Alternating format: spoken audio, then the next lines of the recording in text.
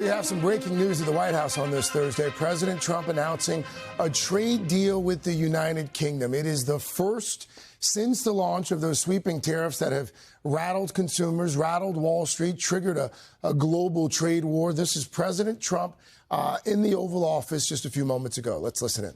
Both countries have agreed that the economic security is national security and will be working together as allies to ensure that we have a strong industrial base, appropriate export controls, and protections for key technologies and industries like steel. Steel is a big factor. Both countries will become stronger with steel and things necessary for military. You know, we used to build ships and other things literally at a level that nobody's ever seen, and we haven't. We've eased up, and I would say that the UK certainly eased up, but now we're going to be uneasing both, and we work together. Once again, I want to thank Prime Minister Starmer. He's been terrific for his partnership in this matter. The special relationship and external bond, it's really an external and an internal bond between our two countries will soon be stronger than ever before. And we really do. We have a great relationship. I want to just say that the representatives of UK have been so professional. And it's been an honor doing business with all of them, and in particular the Prime Minister. And I'd like to introduce him now to say a few words. Mr. Prime Minister, please take it away. All right, there you have President Trump there. Thank you, Mr. President. President Trump in the Oval Office just a few moments ago announcing a deal with the United Kingdom, so it would seem. I want to bring in our senior business correspondent, Christine Romans. Christine, again, not a lot of details there, but it does sound like there has been some sort of, if not an agreement, at least the framework of an agreement has been reached with our friends over the pond. Yeah, I would call this, Craig, definitely the framework of a deal, and the president saying that the details will come into the light in the weeks ahead. But what's important here is that after weeks of uncertainty and escalating trade tensions, this is now moving in the right direction here. The president saying that the UK will allow U.S. goods fast-tracked access through its ports. There will be new market access for things like chemicals and industrial products, which is something the president really wanted. What's interesting from the standpoint of this deal being the first one, this might be among the easier of the deals to do because the U.S. and the UK essentially have a very balanced trading relationship. You know, they buy a lot from us. We buy a lot from them. There aren't big imbalances here the way there are with some other countries. The president also saying this brings the UK into this sort of economic security blanket, this economic alignment with the United States, which is definitely something that business leaders and business owners here would like to hear. The big outstanding issue, though, is still China. You heard the president mention that two of his emissaries will be going to Switzerland to talk with Chinese officials this weekend. But that is really the big trade problem that Americans will feel and American businesses are already starting to feel. So no developments on that other than talks this weekend, beginning talks, and this framework of a deal with the UK. Yeah, Treasury Secretary Besson among those traveling to Geneva to get those talks started. Stand by for me, Christine, if you can. I want to bring in Garrett Hake now, our senior White House correspondent, joining us from the North Lawn again as we watch President Trump in the Oval Office. He appears to have the Prime Minister of the United Kingdom, Keir Starmer, on speakerphone making some comments. We're told that later today we should hear from the Prime Minister as well, his take on this deal that's been announced. But let me bring you in, Garrett, because oftentimes, Garrett, I know that you guys will get a little bit more detail going into a news conference like this, if you will, or maybe some detail after. Can you add any more to what we just heard from the president? Any more details?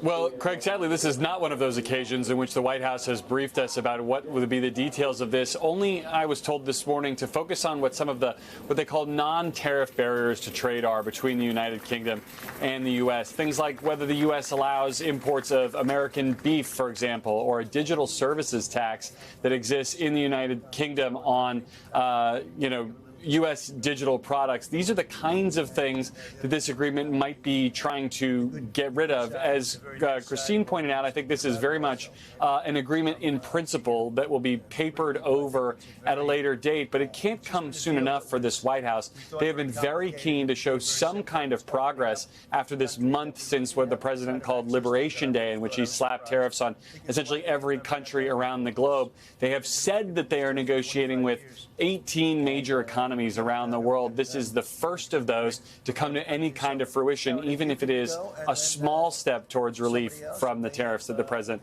has put in place. All right, Garrett, stand by for me as well, because the president appears to be taking some questions now there in the Oval Office. Let's listen in for just a bit. We'll take questions right after that, but I think you'll get a pretty good understanding of how big it is. It's a very large deal, very big deal. And Howard, go ahead. So the UK is the 6th largest economy in the world and the 4th largest that we export to, right? So it's a huge market, a top 10 market. If you remember Liberation Day, they were at 10% because we have balanced trade with the UK, right? They say they have a surplus, but of course that counts gold bullion, which is, so let's just call it balanced trade. So how do you open up a market in balanced trade? People think it's impossible. They've always thought it was impossible until President Trump came on the scene and changed the way things work. So here's what we've got. We've opened up new market access, ethanol, beef, machinery, all the agricultural products. They've agreed to open their markets, and that will add $5 billion of opportunity to American exporters. So the question is, why would they do that now? Because they've never done it before. And we still have our 10% tariff on, which will produce $6 billion of revenue for the United States. So the idea was, how do they keep their jobs, protect their economy, and do the best for their people while opening the market for us? And the way is they studied it. Their team was exceptional, and they tried to figure out the markets that they're importing from other people and try to send them over to America. So why were they always favoring others and not us? And what they've done is they've found the ways to do that so that we have new access, right? But the UK workers are protected, and that was the balance. So we did a deal with them in automobiles, and if you're not building here, we charge you a 25% tariff. But the president, and by the way, I want to make this clear, while Jameson and I worked hard, this was the president's deal. And people think, oh, that's not the way it works. If you got to sit next to him, I have the best deal maker to my left. And if you don't think that we take advantage of him calling the prime minister and getting that deal done, you don't understand who's the president of the United States. So he's the closer. He gets deals done that we could never get done because he understands business, he understands deals. And that's why we're here today. So he agreed they could send 100,000 cars into America and only pay a 10% tariff. And that protects their car industry. And remember, we do 16 million cars a year. So this is only like 0.6%.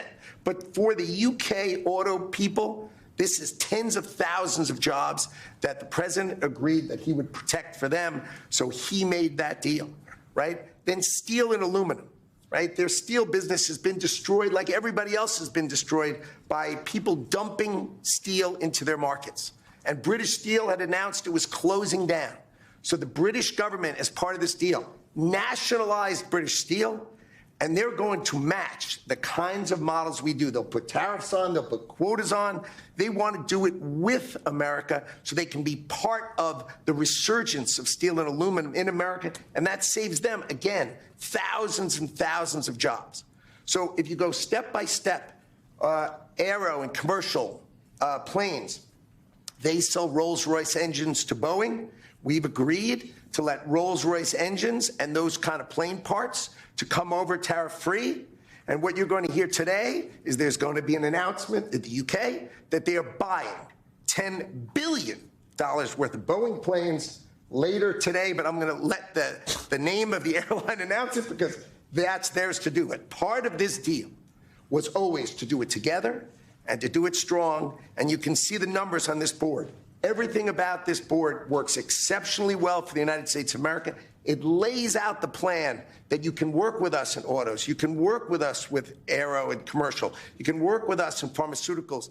All right, there's the Commerce Secretary, Howard Lutnick, there, heaping some praise on his boss, but also adding a bit more detail to that announcement that we heard from President Trump just a few moments ago, this trade deal with the United Kingdom. Christine Romans is back with us, our business correspondent. Christine, we've got another minute or so here. Sure. What do you make of what we just heard from Secretary Lutnick in terms of how all of this is going to work, what it's going to mean for the United States, what it's going to mean for our British friends?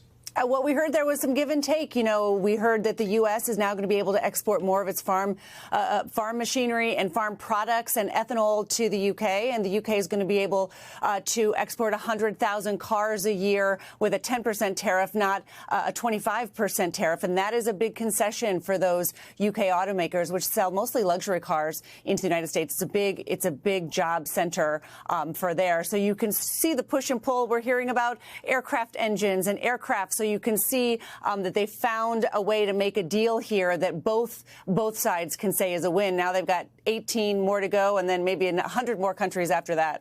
And the Secretary also promising an announcement with regards to planes being purchased from the United States as well, from Boeing. So we'll find out more about that a little bit later. Christine, thank you. Thank you as well for joining us for this special report. You can find more on our streaming channel, NBC News Now, and online at NBCnews.com.